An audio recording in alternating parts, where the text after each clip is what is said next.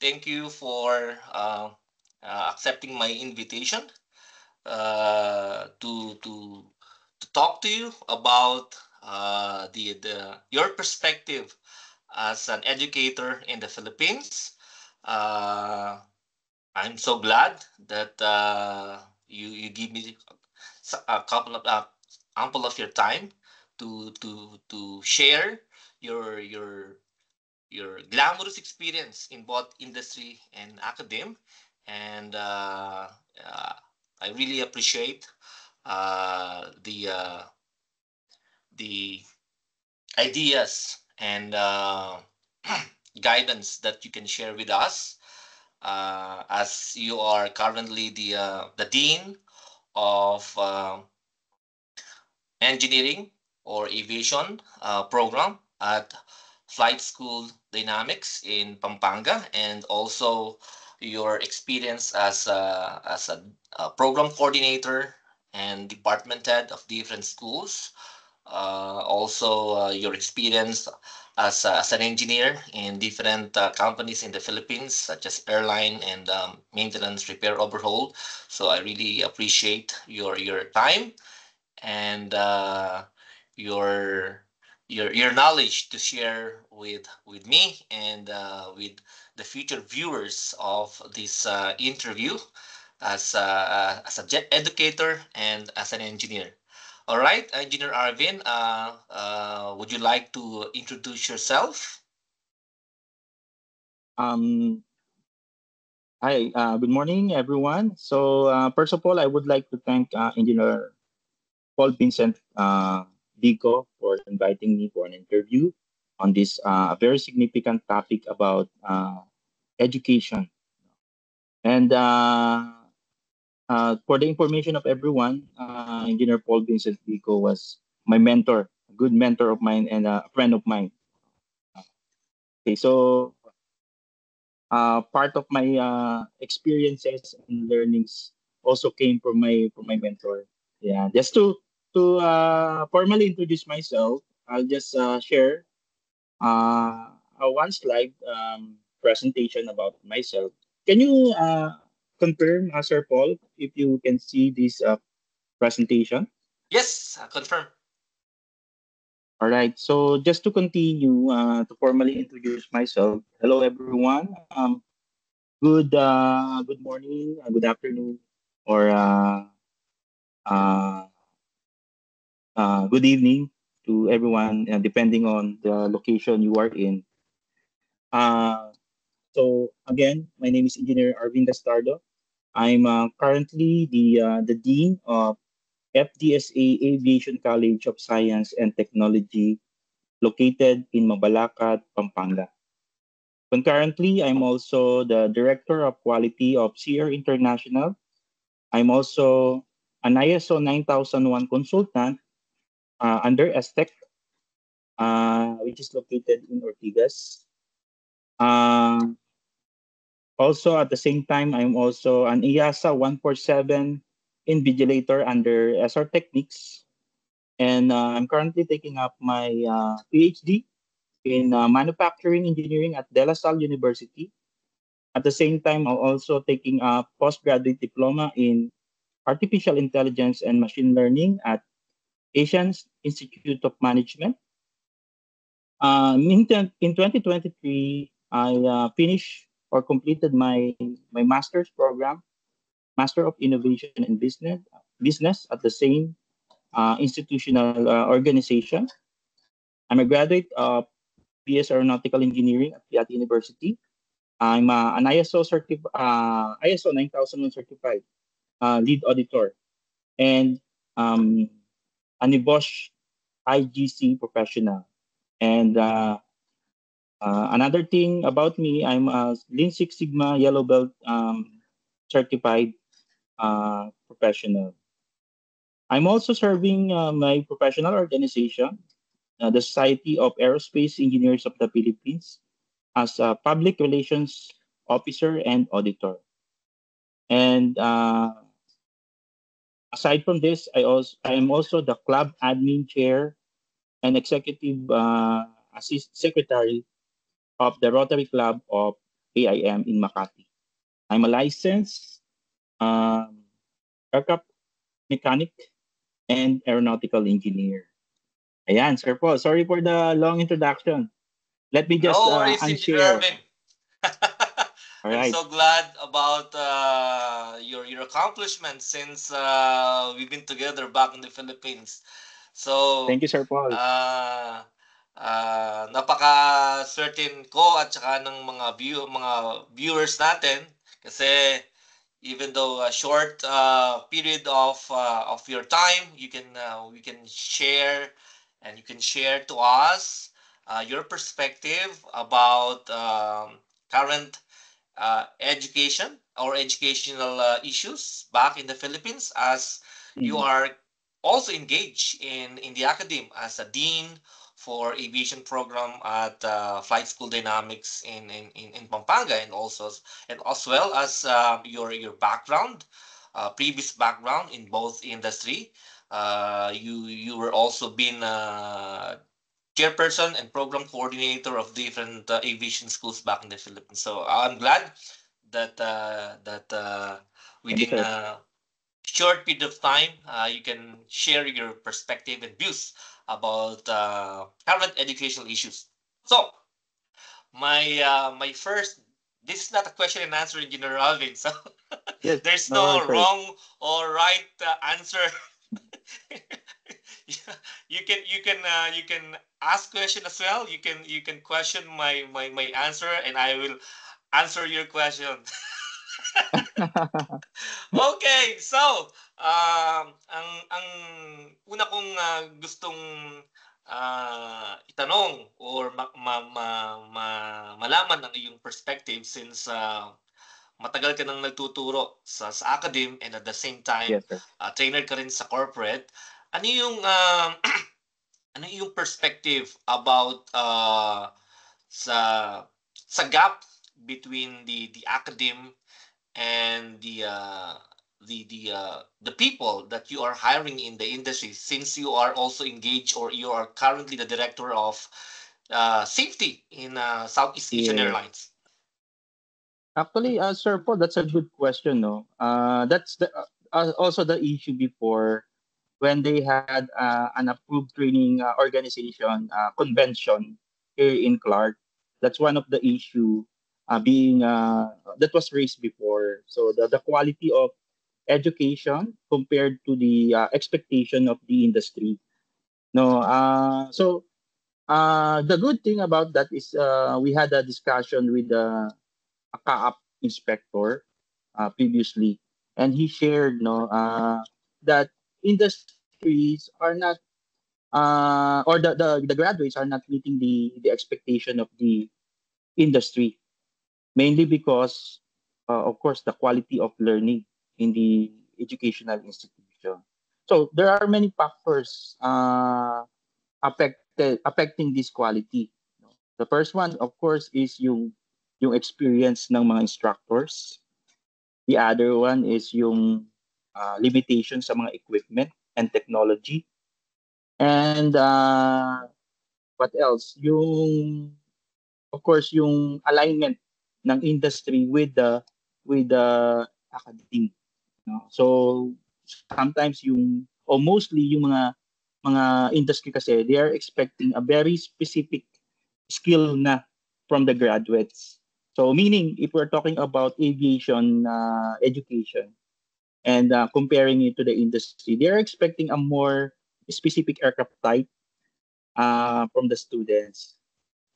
That is why most of the training organizations right now, they're already reaching out to the educational institution, offering these solutions, to bridge those gaps. Yeah. So that's my sir. That's my perspective on this issue. Yeah. Wow, that's a good perspective, Engineer Arvin. Narrowing the gap between the expectation of the industry and at the same time expectation of the academe towards the industry. So currently, yan yung one of the issue na until now, maraming mga mga ideas na raise to narrow the gap between Yeah. uh, the, uh, the product of the academe and the expectation of the industry. So with regards to the gap and the expectation of both Yeah. parties, ano yung sa palagay mo yung since you are currently engaged in both academe and also in the industry as well, ano yung possible na attainable, I would say attainable na pwedeng gawin ng both sides, ano Hmm. yung pwedeng gawin Yeah. ng academe at ano naman yung pwedeng maitulong ng industry so that mag-met halfway kasi Correct. ang hirap namang i-attain ng standard ng industry because Hmm. every industry have their own standard and at the same time yung industry naman uh, yung ine-expect nila sa academe, syempre yung academe nandun lang sila sa accepted regulatory requirement by either by Yes. CHED or by the Civil Aviation Authority of the Philippines or by TESDA. Ano yung mga Correct. pwede nating i-align para Hmm. mag-met halfway, hindi agrabyado yung industry at hindi rin naman Correct. agrabyado yung academe. Yes, sir. So, I would say, yung appropriate assessment is a good way of bridging the gap. When I say assessment, of course, you need to consider yung mga external and internal factors. No? Sabi ko nga last time, doing a convention, inviting the stakeholders is a good thing because they can share their pain points, their good practices in the organization, so that they can have a unified roadmap on how to address this gap. To be specific, some organizations or some schools they're applying standardization, meaning the syllabus they have one presentation, one syllabus to be used by every instructor for a particular course. No? So in that way, they can provide the same content when it comes to the teaching of that course. The other one, of course, getting the inputs from the industry, from the parents, from the students, organizational student organizations, and other stakeholders are being done by some universities. Like if I can mention Holy Angel University, they're doing this regular meetings with the parents, the students, and the industries to share their experiences with the students, yung mga graduates. Ayun. So from there, they can improve their syllabus if they need to extend the units of the course. They can decide on that or they can shorten.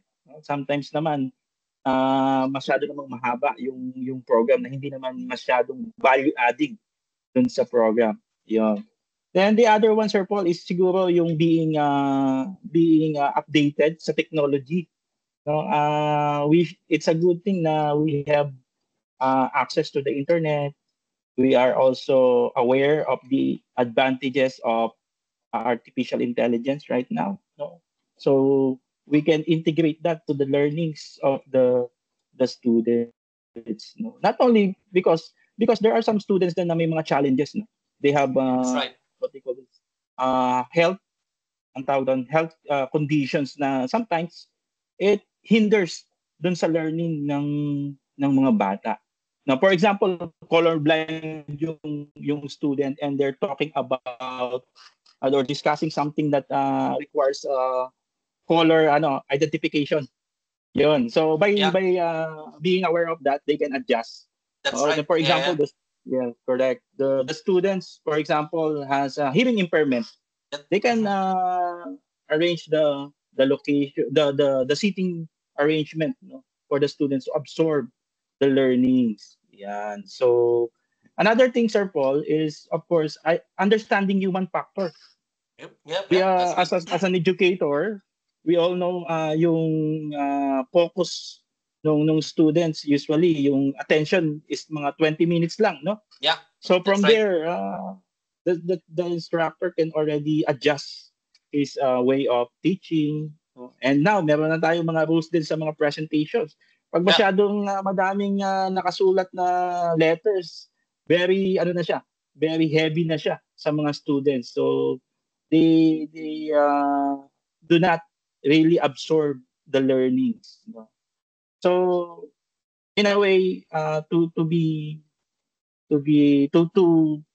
say this in a simple statement, siguro it's an advantage if the instructor knows yung about the limitation of the students and the proper way of delivering the the course to the students. very good, Engineer Arvin. Did That I was awesome. That did was an I awesome perspective answer about the current issues. your Paul? na, na Yes. nabanggit mo yung standards, ang standard kasi Yep. depende sa sa sa tumitingin, 'di ba? Pag sinabing standard, ano bang standard? Standard ba ng CHED or standard ba ng CAAP or standard Yes. ng CAAP, so Correct, or correct. standard ng school. So pagdating sa Yes. standard, maraming opinion or technical opinion, right? So since Correct, correct. we are in the academic world, in the Philippines, we have this standard uh, prescribed by the highest education authority in the Philippines, which is the Commission on Higher Education. And at the same time, kapag engage ka sa aviation program or aviation training program, meron ding standard ang CAAP or Civil Aviation Authority of the Philippines. Yeah. Yes. So nabanggit mo nga yung mga syllabus, yung students and adjustment ng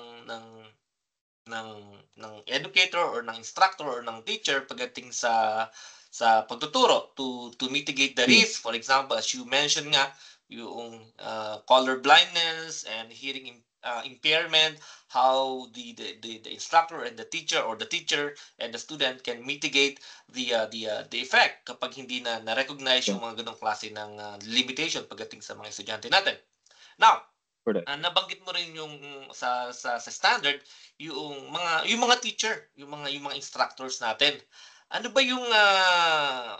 yung sa palagay mo or sa iyong technical opinion, ano yung at yung areas pa para ma-improve yung kanilang methodologies or your techniques sa pagtuturo kasi nabanggit mo din yung AI, 'di ba? So may Yes, mga sir. Yes, sir.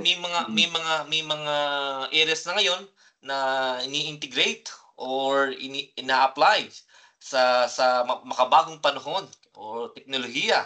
So Correct. papaano yung academe makaka-adjust or makaka-relate doon sa old way of teaching where talk and talk, discuss, right?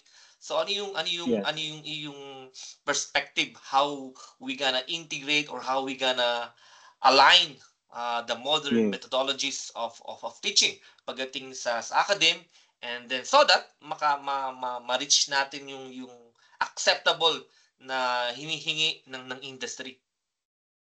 Yes. Parang ano lang yan, Sir Paul, it's like an ISO 9001 approach. No? You need to know ano ba yung expectation. Ano ba yung mga detalye nung in-expect sa atin ng industry. So from there, we can already draw the plan kung paano natin i-comply or ma-achieve yung mga targets na yun. So for example, they want a student graduate na very familiar din sa technology right now, no? For example, yung paggamit ng artificial intelligence, more particularly ang mostly nagagamit natin is yung machine learning. No? So they can the school can adjust to those requirements, no?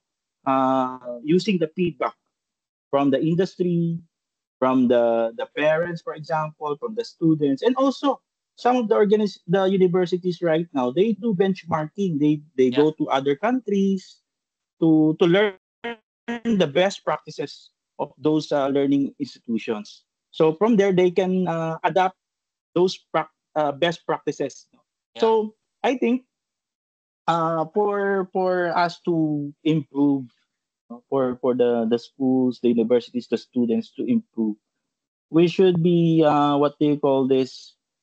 Very proactive when it comes to adapting the new technology, the new trends, the new ways of teaching the students. Yeah. Yan. Tapos we should be also open dun sa mga pain points din ng mga students natin. We need to get feedback from them. Yan. Kasi minsan, very specific yung mga pain points nila eh. Siguro, yung adjustment lang nila sa university. That's why may mga bridging approach like orientation. Yep. Yeah. Nagkakaroon sila ng mga orientation. They do that. Yan. Yung, Ayun, Sir Paul. ang ganda naman ng yung perspective, Engineer Arvin, pagdating sa makabagong teknolohiya at applying it to new generation. Ano pong klaseng generation ngayon? Millennials or Gen Z? Gen Z generation. Sa Gen Z na ngayon? Actually, lagpas na tayo doon, Sir Alam pa Paul. sa tayo doon. Nakalimutan ko lang yung name ng bagong Gen Z ngayon. Generation ngayon, no? Yeah, yung ibig sabihin pala, yung ating generation, I think we're both in the millennial range, correct. Right? So talking about generation, Sir Paul, it's a good thing that you mentioned that, no? So it has to be considered then. That's right. Sa mga generations ng students ngayon. No? Yeah, yeah. It really affects, it really affects yung dati nung kapanahon na natin, wala pa tayong social media, walang cellphone, yung access natin sa internet is so limited ngayon. Yung information is uncontrollable, pag type mo lang sa ChatGPT or chinat mo lang sa AI, yung tanong in a matter of seconds will give you the informations or millions of hits. And which is good, on the other side, because madali na yung information. Hindi ka na pupunta sa library, hindi ka na pupunta sa National Library, or hindi ka na pupunta magtatanong. Pero nandiyan na. Pero ang on the other side naman, hindi natin makokontrol yung learning, di ba? Kasi open source na, di ba? Open source na yung information. So having said that, yung old or tinatawag nating school way, the old school way of methodologies of teaching and the current, the current methods of teaching, I would say strategy or techniques, ano yung perspective mo? Ano yung adjustment as an educator?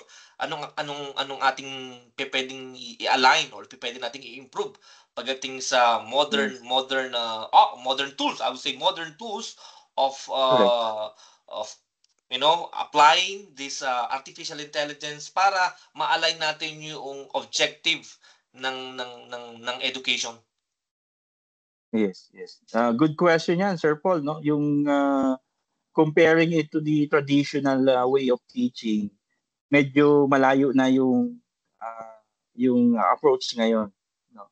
If we're going to use the traditional way, yung absorption ng mga students medyo mas mababa, no? Bumababa yung absorption. So we need to align kung saan convenient din yung mga students natin, and of course yung instructor din. Mm-hmm. So but of course when introducing technology, meron ka yan eh. Kumbaga, we need to teach them how to use these tools, no, for them to maximize yung advantage ng mga tools na yan. Pero it has limitations kasi, di ba?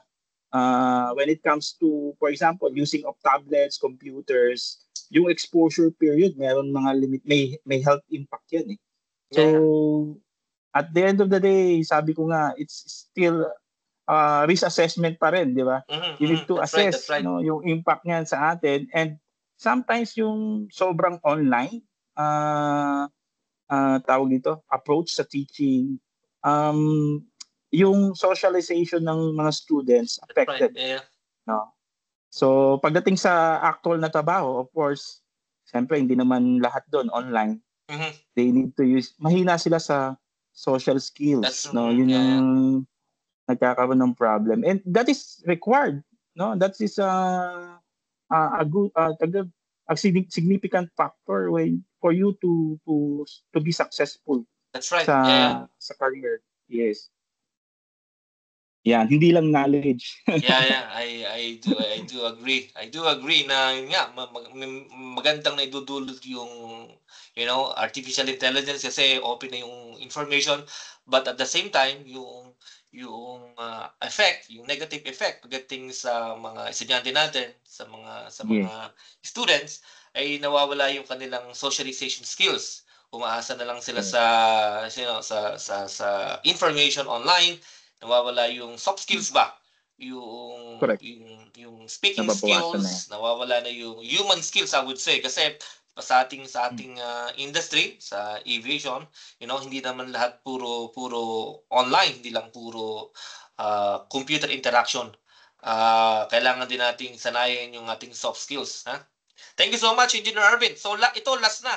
Alright, last na itong Sige, sir. Itong last na tanong ko sa iyo, hindi naman masyadong Sige, sir. hindi naman tanong, perspective lang. Since sa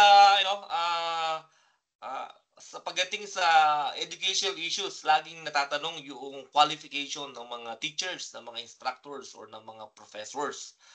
Kasi hindi natin ma-eliminate sa any areas of education, whether in the academe or whether in the corporate worlds or sa industry, hindi natin ma-eliminate ang mga teachers or mga instructors. So ano yung sa palagay mo, kasi sobrang laki ng exposure mo pagdating sa training and at the same time sa industry, ano yung mai-recommend mo sa academe, whether sa grade school, elementary, high school, or college, or graduate school, ano yung mare-recommend mo na adjustment pagdating ng mga teacher, ng mga instructors, o ng mga professors para yung mga estudyante natin ay madaling makarelate, madaling makarelate yung sa learning objective. Ano yung mga methods, ano yung pwede nating i-apply sa palagay mo na makaka-relate yung mga students natin?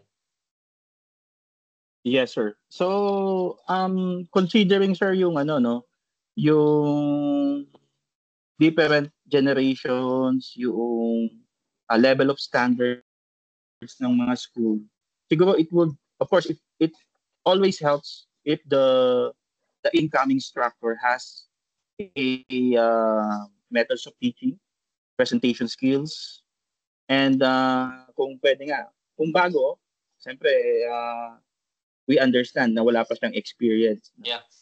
But yun, methods of teaching, of course, basic yan eh. They provide the basic way of teaching the students for them to absorb the learnings, and also yung orientation mo sa school. You need to know the culture inside the organization for you to understand. Baka mamaya kasi may mga ways na hindi acceptable pala doon sa organization na yon. Yan. So it's more like understanding, sir, the environment, no? Yung environment mo sa learning institution na yan. Yeah. I definitely agree. Before you apply any techniques or methods of instruction or techniques, we have to make sure first kung sino yung mga learners natin, yung mga estudyante natin, ano yung kanilang motivation. Kasi, charge to experience as well, hindi yung isang methods sa isang klase, the same methods na gagawin mo dun sa another class mo. Kasi, yung motivation at saka yung learning expectation ng mga estudyante is different, So, yeah, that's really agree dun sa perspective mo pagdating sa methods or techniques sa pagtuturo, whether it is on the collegiate level or on the high school level or in the elementary level. So Engineer Arvin, I'm so glad pinagbigyan mo yung interview na to, and alam ko na mas marami ka pang may i-share, pero yung ating time limitado lang. Thank Siguro you, Sir Paul. sa banda-banda ng buhay ay wag kang magsasawang i-share yung iyong experience, ang iyong knowledge, lalo-lalo sa mga sa mga estudyante natin na nangangarap, nangangarap na maging katulad mo. O na maging katulad natin. Yes, sir. Yeah. So, Siyempre, thank you. kanino po ba ako susunod, Sir Paul? Sa vendor ko din. Yeah, thank you so much for your time, Engineer Thank you so Arvin. much, And sir. more power and good luck to your career and to your endeavor as a student of Doctor of Philosophy in Manufacturing Engineering at one of the top university in the Philippines, De La Salle University. Thank you, Engineer Arvin. Thank you so much. Thank you, Sir Paul. Bye.